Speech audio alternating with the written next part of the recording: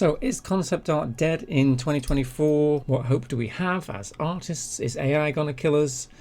We've talked about these things before, obviously, but times change pretty quickly. So, in this video, I'm just throwing it together quickly because I'm short on time. This is going to be a bit rough, not very scripted. I've just got some notes here. In this video, we're going to be covering such things as what I've been doing since October, October being the last time that I got properly paid, the timeline of my year so far, which will involve what my plan was back when I was making YouTube videos and I had like a rough kind of plan and idea what I was advocating for other people to do, what's changed since then, little jobs that I've been doing in between, how I thought that the struggle was almost over, but then a whole lot of bad luck hit, and the current state, jobs market, freelance world, how that's got really weird lately, very chaotic. A little bit about job interviews, a little bit about AI, but not much. And then a plan for artists going forward based on new information. Is YouTube worth it and all that kind of stuff? Because basically I haven't been recording for a while because YouTube has turned out to be terrible for artists in terms of income. So we'll talk about that as well. Okay, let's dive in. If you're a fan of dark, nostalgic art, then do check out my Etsy store, which sells all kinds of cool dark prints, Masters of the Universe stuff, and Cthulhu stuff, and old pirate ships and all that kind of good stuff. You can also check out my ArtStation store, where I have some tutorials where I'll show you how to make cool pirate skull thumbnails, as well as other digital painting tutorials, and more will be added soon, so check it out. Right, so at the start of the year, I did mention that I thought that YouTube could be a possible avenue looking at ad revenue. I did a little bit of calculations here and there, and I looked at what would be the average monthly income if somebody had, say, 50,000 subscribers, and it turned out that maybe it was something like 1,000 a month or something like that. And I figured that could, if you were to do YouTube once a week, turn out to at least cover your rent or your mortgage or something like that, and therefore it form a good basis. I saw a lot of artists who weren't particularly amazing artists, but were doing nice YouTube videos and had 100,000 followers. However, when I dug deeper, I found that the artists that I were looking at, like, or at least one in particular, it was really crazy. I was like, how is this artist got so many followers? Because his artwork isn't particularly good. And he'd started his channel with some crazy fitness videos that were really weird, where it was just copying and pasting slides, low res, low quality. Here's how to lose fat in 6 weeks or some shit like that. And they got millions of views about 10 years ago. And then since then, all their videos are about 10,000 views. I was like, oh, that's a shame. Well, what other examples are there? And did some digging around. And then I realized that because I was thinking if some people are watching my videos, and people who are watching my videos are artists, and in 2024 all artists are broke, then how is ad revenue going to work? And it turns out that it doesn't, because the ad revenue is not the same for every video. And this might be old news to some of you, but it was new to me.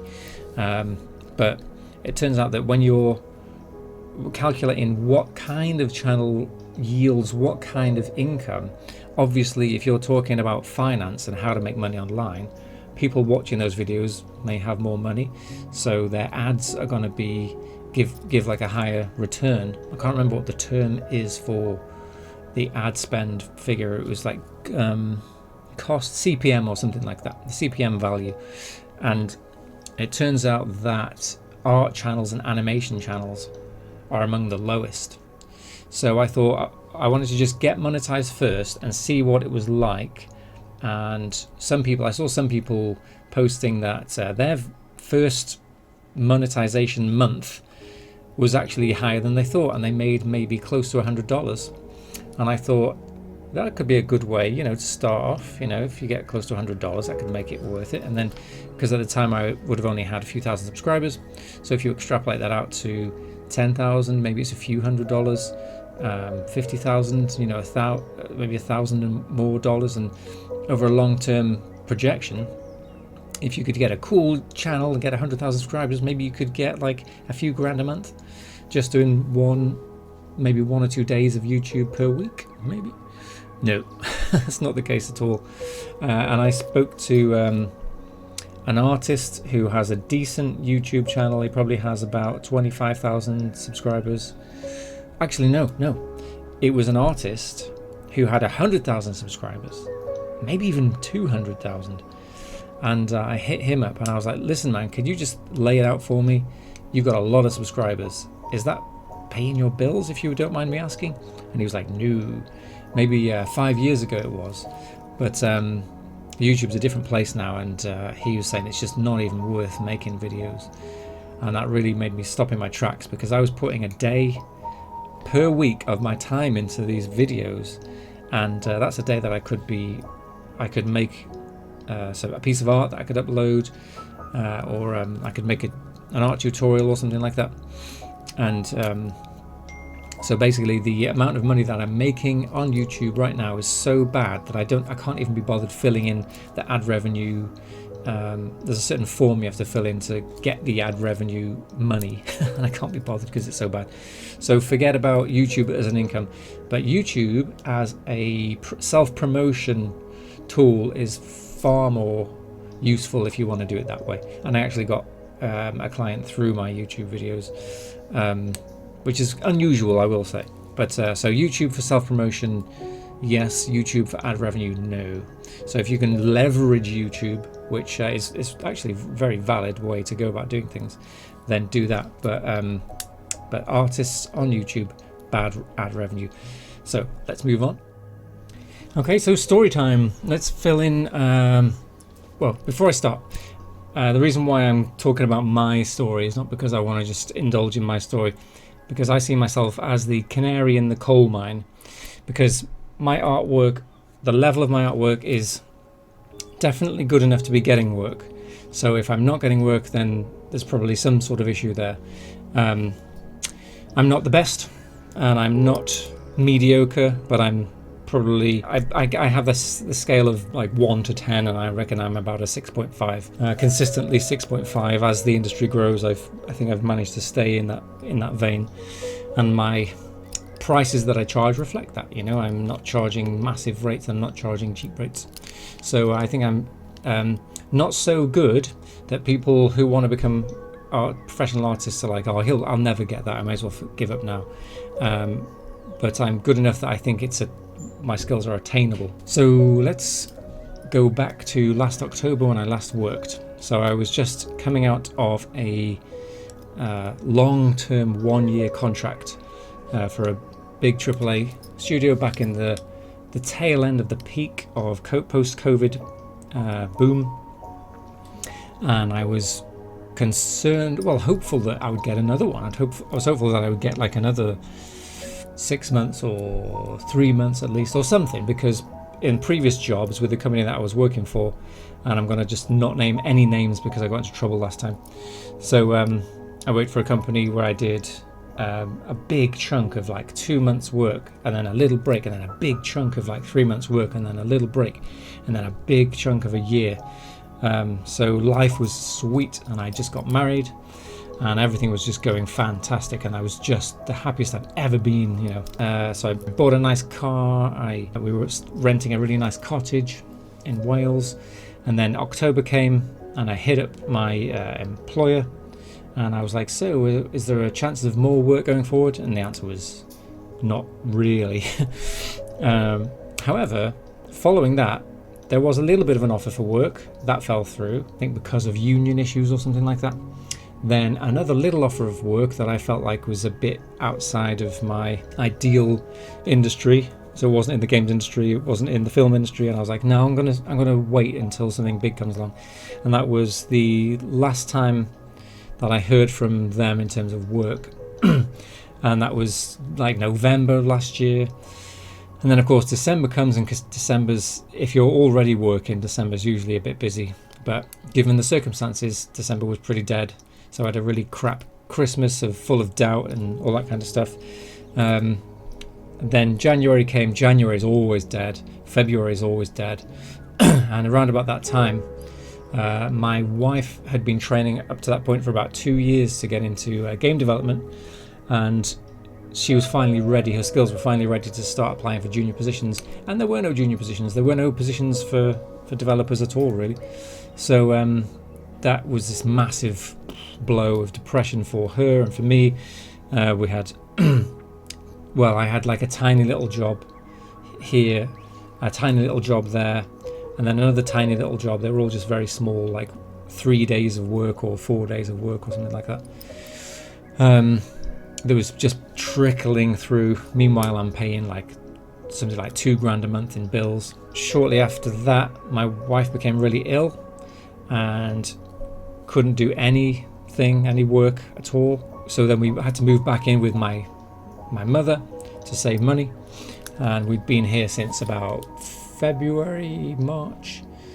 It's now July 2024. And so what then happened was I was making YouTube videos around about March, I think I would say. I started to, well, actually in January I started to take it seriously. So I was starting to do regular YouTube videos talking about how we can deal with all of this stuff. And then Gnomon hit me up. A lot of people don't know who Gnomon is, but it's kind of baffling. But Gnomon. A big famous school of teaching tutorials and things like that. And so they hit me up to do a course, which was a huge honor. So I then it took a good while to make that course. So I spent a while making that.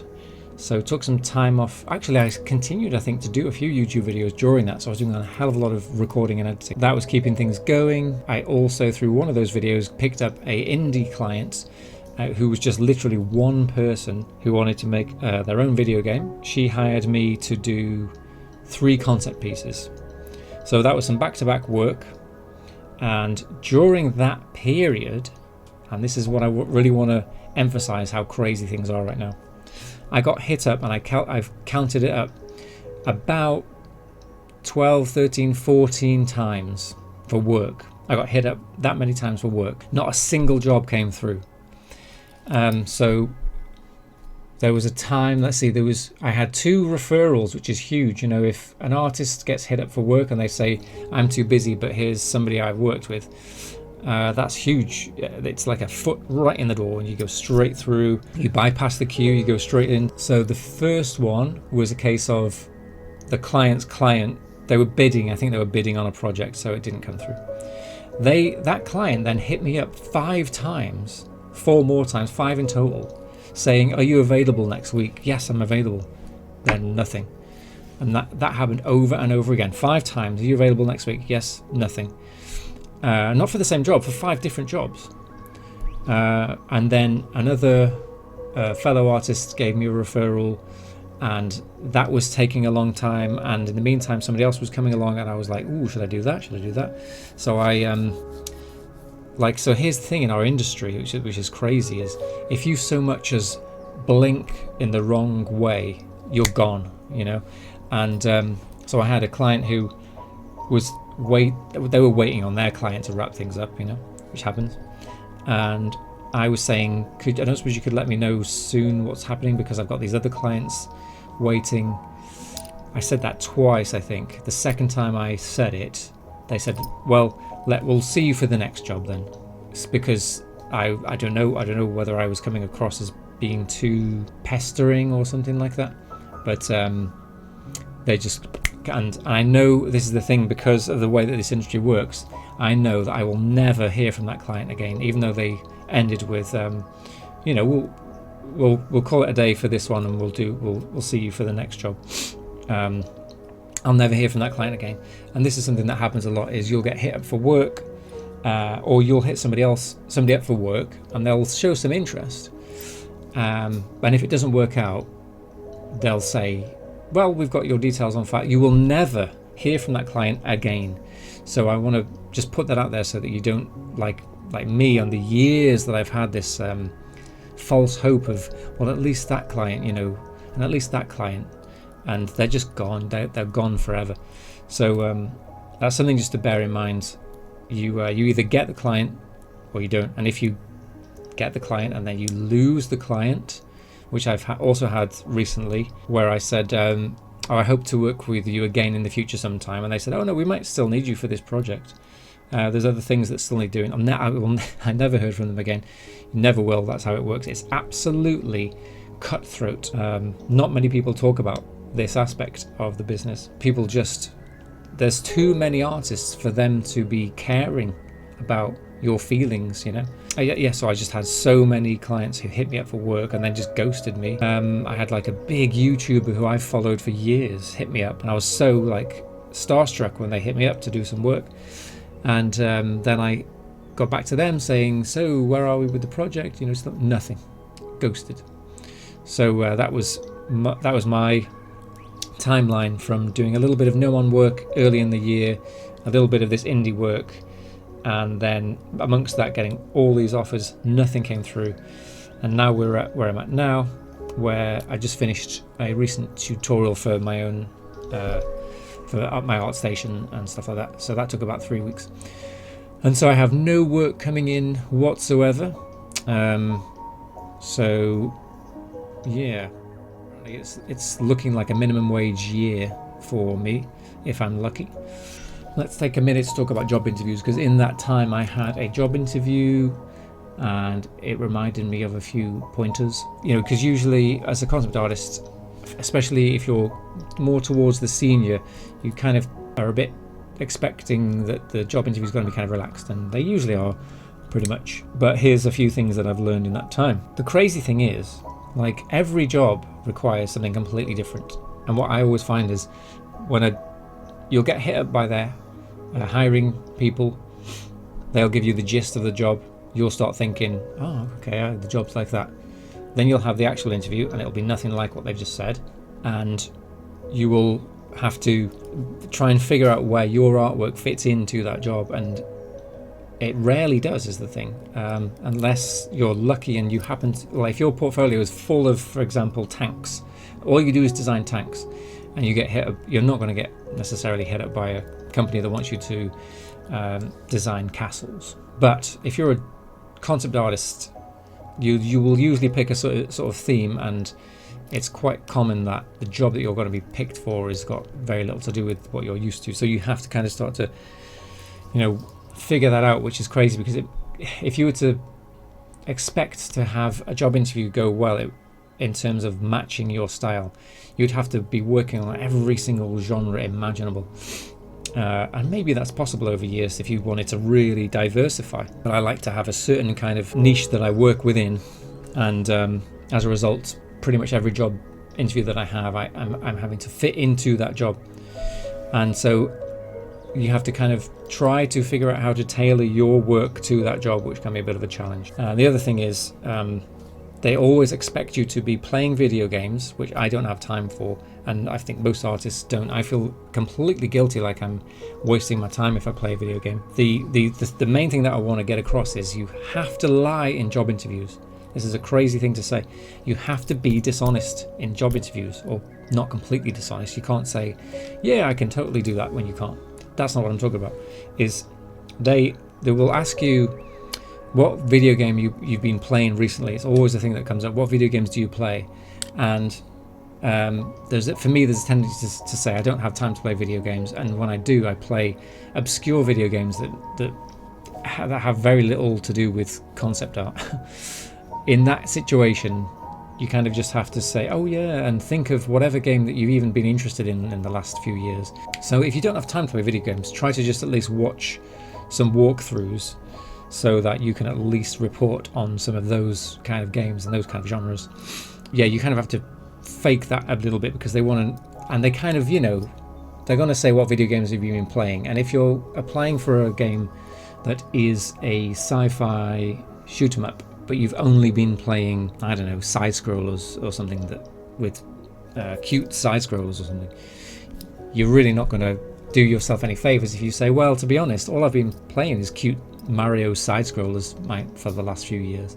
You might be really into that genre, but you kind of have to lie. You just have to lie and just say, I've been playing this game that's you know, and like I say, not just pull it out of thin air, because then you'll get caught on it. But if you've shown an interest in a game recently, like say Hogwarts Legacy, looks pretty interesting, you can say, oh yeah, I played a little bit of Hogwarts Legacy, and if it happens to relate to that genre a little bit, it'll really help you along those lines.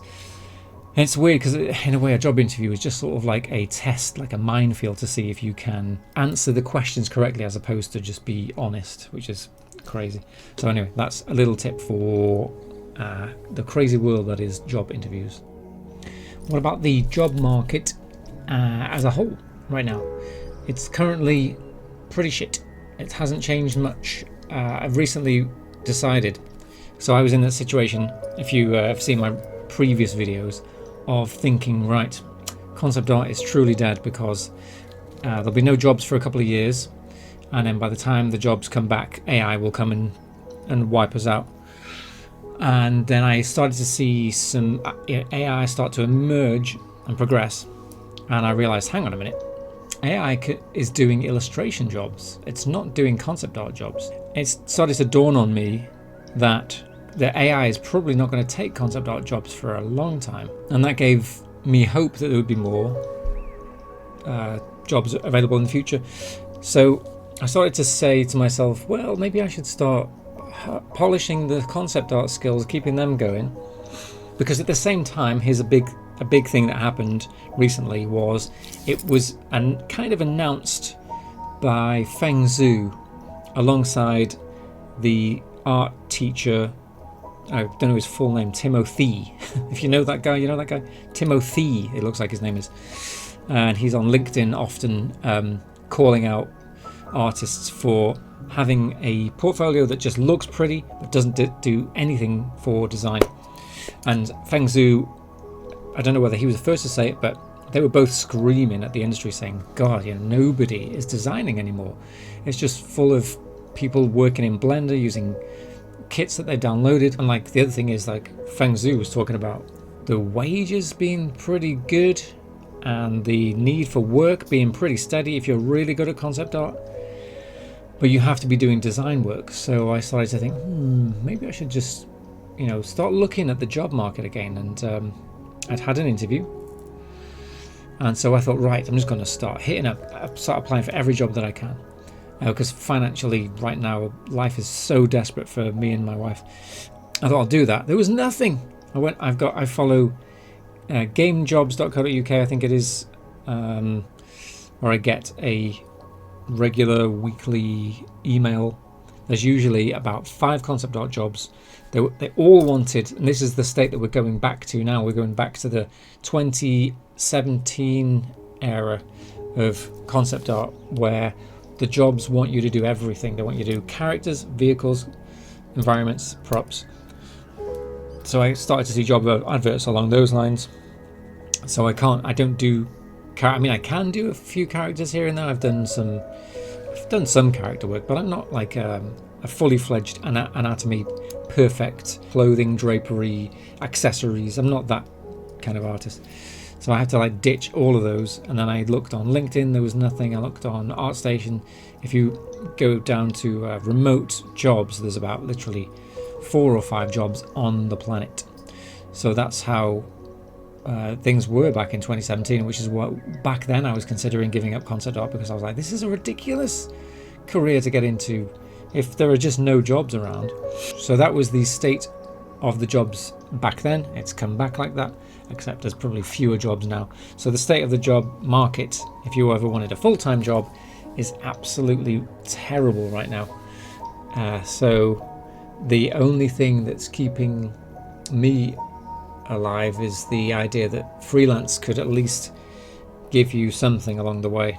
Like for me, all it takes for freelance to work, it only needs for you to work about 4 months in the year if you charge a decent rate. If you're a semi-decent artist, you only need to work for 4 months in the year, and then the rest of that time you could sell tutorials, you could teach, or do something completely different on the side, photography or something like that. And that's, even if you only made 10 grand, you could probably make 50 grand in terms of the Western world. Of course, I'm always talking in Western world figures here, not in third world figures. Which you as an artist you just need a decent income, because there's going to be times when you're really just having a terrible year or a terrible 6 months. Plus the cost of living over here in the UK, Western Europe, America is absolutely astronomical, and it's only getting worse. So the freelance market is our only kind of hope, really. But we will get into later the plan for the future, for if you want to continue the independent artist route. So job situation, crap. Freelance situation, question mark. I mean, like I say, I've been getting job offers, people reaching out, but it never translates into anything, which is what's so strange. People will reach out with, even like the interview that I had for the full-time position. There's literally this sense that you get that they're just on Tinder. They're like the pretty girl on Tinder, just swiping and swiping and swiping. And you'll have an interview, and you'll surprise them by all the stuff that you can do that they didn't even know you could do because they haven't really looked. And you'll be like, I can do this, and they'll be like, oh gosh, I didn't know that. Wow. Okay, well, bye. With no intent, no like, all right, well, we've had a really good time talking to you, and we'll be in touch within the next few days to go take you on to the next. Thank you for your time. It was really good. And none of that. It was just sort of like, okay, well, we might see you around. It's just crazy. So right now, I don't know. I just don't know. It's still, the jury's out, and I don't know if I'll know until the end of the year. But if even one of those freelance jobs came through that I was looking at getting, it would have changed my life. So it's you're living in this industry. You're living constantly, minute to minute, looking at your inbox, dreading the weekend, because when the weekend comes, all the job offers are just gone, and all the time that you're waiting for that job is just going on. And then the week comes, and you are immediately looking at your email, and every email that comes in, you're literally like, oh my god, is this it? Is this my life going to change? So who knows? So next up, let's talk about AI. So AI hasn't really been doing a great deal. What I've been seeing in the various news outlets is that AI is starting to suffer from various problems right now. The cost of running it is getting very high. They have apparently, I gather, it requires an awful lot of computing power to run it, and that's having issues. Also, there's the fact that a lot of large companies are suing them for, obviously, copyright infringement. So there is hope on the horizon in three ways. One, that it could be that the business model for AI starts to become questionable. Two is that they might start to get litigious, and people might start to get sued, and then all of a sudden there's all kinds of problems. And I think if anybody gets successful, currently Disney haven't started, but big companies, maybe like Warner, maybe Sony, somebody else, if they are successful, we're looking at a massive change in the landscape. And then the third thing is, it can't really do concept art. There was something that I looked into recently, and I thought, oh my god, it's game over. I didn't know it could do that. I can't even remember what the software was called. It was a website where you draw on the left. It captures your screen, I think, on the left. So you're drawing on Photoshop. And then in the right, it's creating AI based on your drawings. And I was like, okay, let's just see if I'm crap at drawing. And I did some very crappy drawing, see what it can do, and if it will just turn it into. But again, with AI, the only way that AI truly works is if it can read your mind, because it has to know exactly what you're thinking. And how we work as concept artists is we have an art director who gives us extremely specific instructions, and we go away, we make something, and even with those extremely specific instructions, what we make could be wrong. And then they come back and they go, no, it needs to be more like this, and you've gone wrong here. Okay, and then you come back and you change that, and they go, okay, we're getting closer, but still we need that. And sometimes you can just, with some clients, it's still not right, and it's still not right, but the specific instructions are always there.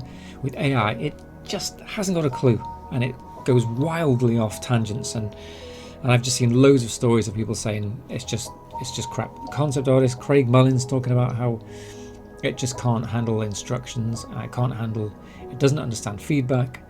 So not worried about AI at the moment. I'm worried about it for illustration type work.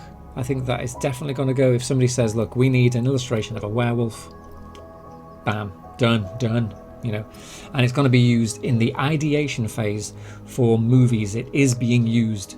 I can guarantee you that. I've heard so many reports that it's being used in the initial reference gathering stage for movies, games, definitely, but not in actual concept art production.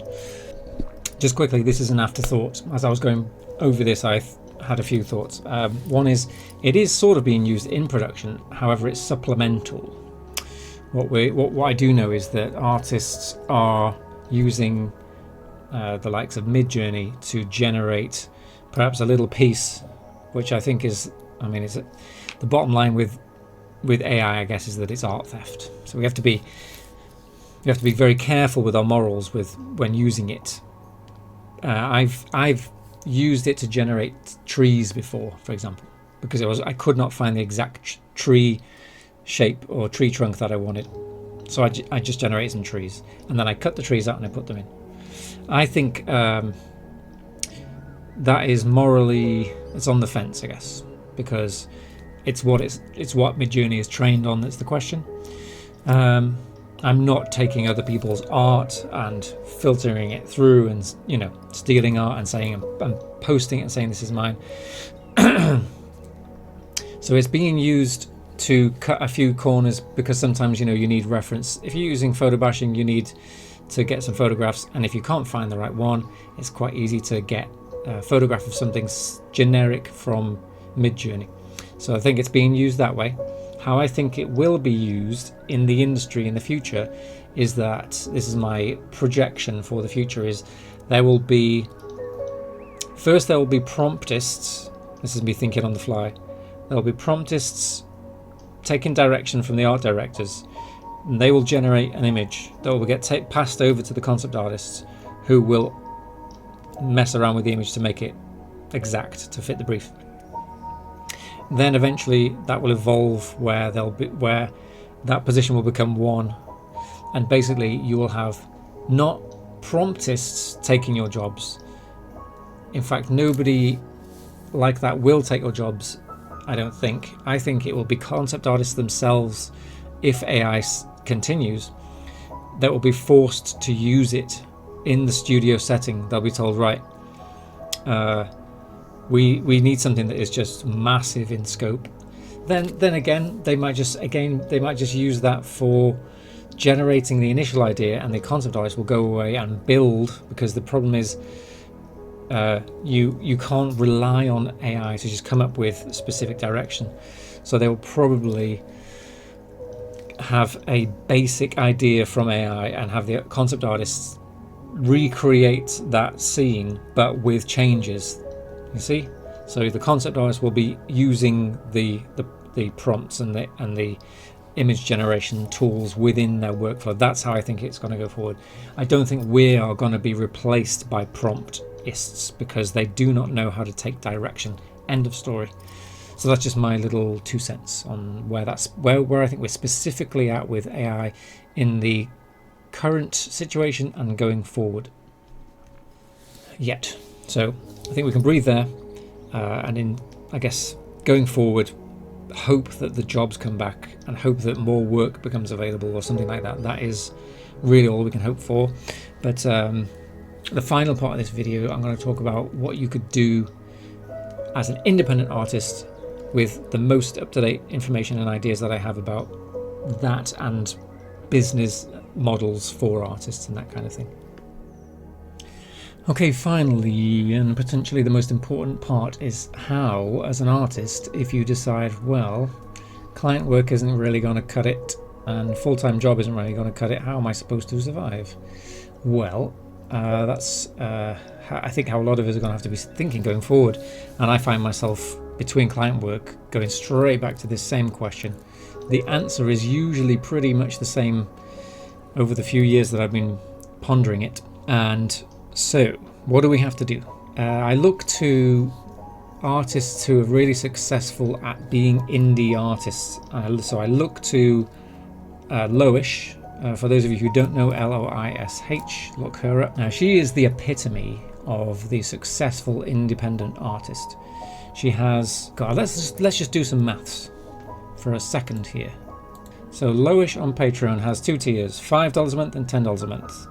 It doesn't currently, that I can see, which is interesting. It used to not only tell you how many followers that people had, it used to tell you how much they were earning per month. So I'm going to go into ChatGPT now. How many followers does Loish have on Patreon? Okay, I did the maths, and she has about 4,000 followers on Patreon, I gather.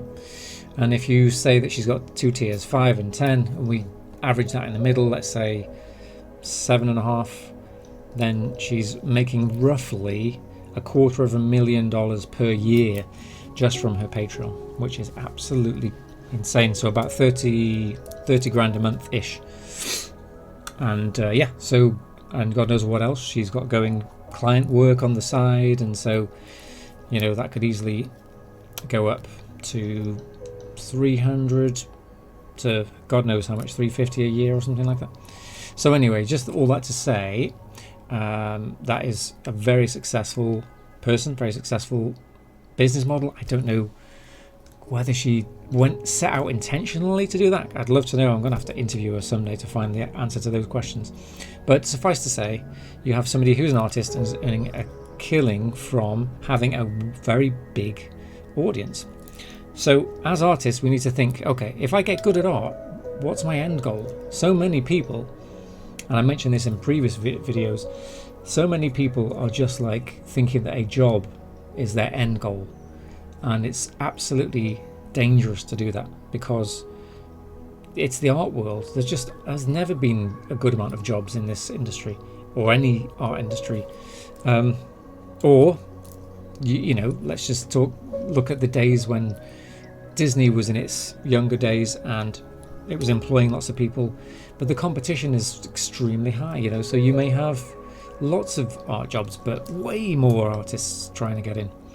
So jobs are just not really a viable option going forward in terms of something that you can rely upon. So, and that goes the same for freelance work, but less, because with freelance work you can, I mean, I've had 3 in my entire 10 to 12 year career. I think I've had 3 job offers, and one of those, and one I turned down in favor of a bigger freelance gig. So like there's just very, very few and far between, but freelance, you know, it'd be in the dozens, you know, so a lot more opportunities there. So what we should be doing, as if we want to maintain hope and not just say, right, I'm done, there's no point, I may as well just work in a fish and chip shop, we need to be thinking about the long-term approach with the Loish kind of business model in mind, of how to create something that people can consume and buy. So you have to think about what it is that I can sell, and with my art, what can I sell? And you can start to take the idea of either illustration or concept art and widen it quite a bit. So could I design something that I could 3D print and sell, something like that, you know, something that I could physically make, or even sculpt by hand and cast little models, or just think outside that box. What is it as a product that I could make that's really interesting? Maybe maybe even jewelry, that you pair the jewelry with your website, which has art, and the art is a world, and the world has this magical jewelry, and you sell the jewelry, and so, you know what I mean? Think outside the box. What is it that you could sell, and how is it that you can take your art, this is extremely important, make your art a product, make yourself a brand, because you can't just paint, you can't just go into Blender and make environments and make temples. It's just, everybody's doing it, and the only people who care are other artists who make Blender temples, you know. So the way to reach a bigger audience is to figure out what is it that I can make that will not just appeal to artists. And again, I've talked about this in various other videos a few times. What is it that, how can I appeal to people, not just the ArtStation community, which is a small circle? What is it that I could do that reaches to people who aren't necessarily art fans? They could be fans of I don't know, whales, the fish, not the fish, the mammal. But you know, like, or something like that, and you could just be churning out loads and loads of cool work featuring your favorite whales, or maybe you like clouds or cloudscapes, or particular types of landscape. Something that people can just look at and go, wow, I really want that on my wall, and I'm not an artist, you know. Whereas currently a lot of artists are just being followed by other artists, and it's this kind of, what do you call it, in this circle that just goes round and around, where nobody's really getting anywhere or breaking out and getting out into the wider world. So you have to think of what product that you can sell, and literally start thinking about it. Do some maths. How much should I sell this for? How many sales am I likely to get per day? And that's a tricky one, because you can always say, well, I guess I'll make 10 sales per day. That's a modest amount, but that's actually quite a lot. So, and then again, if you're only going to make, say, $3 profit from each sale, and you say you make 30 a day, so you say I'll sell 10, make $30. That's not $30 a day. Isn't very much, you know. Again, unless you live in third world country. So you have to do some actual maths and say, right, well, how much can I sell this for? How many am I likely to sell? How many people do I need to be subscribing to me per month, paying however much it is, to actually earn a decent living? And you have to do these maths in your head and then think of a product model that fits that. And yeah, so that's basically, in a nutshell, how you need to approach things. Now, with regards to your art, it in and of itself needs to have a consistency and a theme. You know, they need to go to you for that thing. So do your research and spend a long time, this is key, looking at other artists who have a style and a theme, who do have those tens of thousands of followers or hundreds of thousands of followers. Make folders with their artwork in, make notes about them. What is it about their art that people like? What is it about their art that you like? What is it that you could do with your art that is unique, but also, sorry, I'm going dark, but that also has like a broad appeal, or broad enough appeal. It doesn't have to appeal to every single human on the planet, but at least have some kind of audience, as opposed to, you know, you'd be tricky if it was just a very narrow theme, like you only ever painted orcs. So the analogy that I would say is like, say you paint, well, because the other thing is, you got to consider there's two things that you could do. You could only paint what you want to paint and get nowhere. Paint what people want you to paint, but be miserable. But you've got to find out that crossover. So say you like painting orcs, but you always paint them in these beautiful, with a beautiful skyscape, with beautiful clouds, and you really love painting clouds. And it turns out that not many people like orcs. So you get a few thousand followers because they're the orc people. But you have these crazy sky, the clouds and stuff like that, with sunsets and colours and stuff. So you attract a bit of a wider audience because of that. And then occasionally you'll do just a skyscape, and you'll find that will go crazy popular. And you could take those sky paintings and that you enjoy doing and probably go somewhere with them. And you could have an Etsy store with just your cloud paintings. And all of a sudden you find that actually I'm quite happy doing this. And then the orc stuff can be a minor role in your body of work, but you're at least able to support yourself with the more mainstream stuff without having to say, oh well, I give up, I guess I better work in a supermarket and just do the orc paintings as a hobby.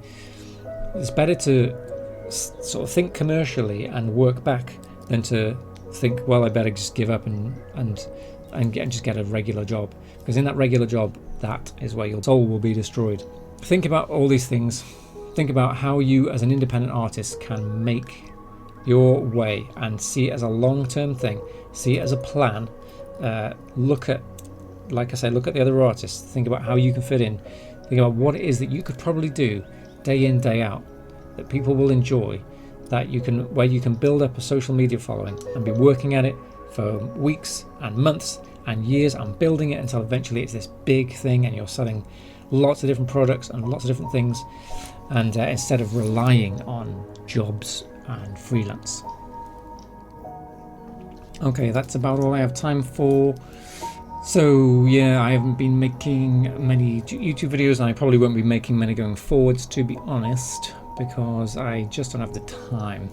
So this one is not really about getting the views and all that kind of good stuff. Just wanted to have some kind of update so that you guys had an idea of where my trajectory was and my current thoughts based or compared to my previous thoughts and from previous videos. So yeah, hope you liked it, hope you got something out of it, and I don't care whether you subscribe or like or whatever, it doesn't make any difference really, just do whatever. But I just hope you got something out of the video, that's the most important thing.